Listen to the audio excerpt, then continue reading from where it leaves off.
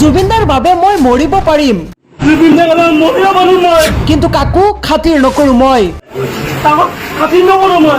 এগৰাকী অনুৰাগীয়ে জুবিন গাৰ্গৰ মৃত্যু মানি ল'ব পৰা নাই। জুবিন গাৰ্গৰ অকাল মৃত্যুত সমগ্ৰ অসমৰ লগতে ভাৰতৰ ভিন্ন স্থানত শোকস্তব্ধ পৰিৱেশ। আৰু এইবাৰ এটি ভিডিঅ' পোহৰলৈ আহিছে। এগৰাকী অনুৰাগী কান্দোনত ভাগি পৰিছে। তেওঁ জুবিনদাৰ মৃত্যু সহজে মানি ল'ব পৰা নাই। তেওঁ কৈছে, জুবিনদাৰ বাবে মই মৰিব পাৰিম, কিন্তু কাকো খাতিৰ নকৰো। আৰু যিহেতু আজি ছিংগাপুৰত এক দুৰ্ঘটনাত মৃত্যুক সাৱটি লৈছে জুবিন গাৰ্গে।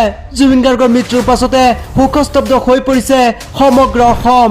অসমৰ ভিন্ন স্থানসমূহৰ সকলো অনুষ্ঠান বাতিল কৰা হৈছে।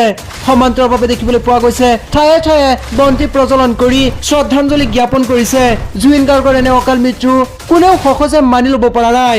জুবিন গাৰ্গৰ মহিলা মানুহ মই তাক খাতিৰ নকৰো মই, এইটো কথা হ'ব।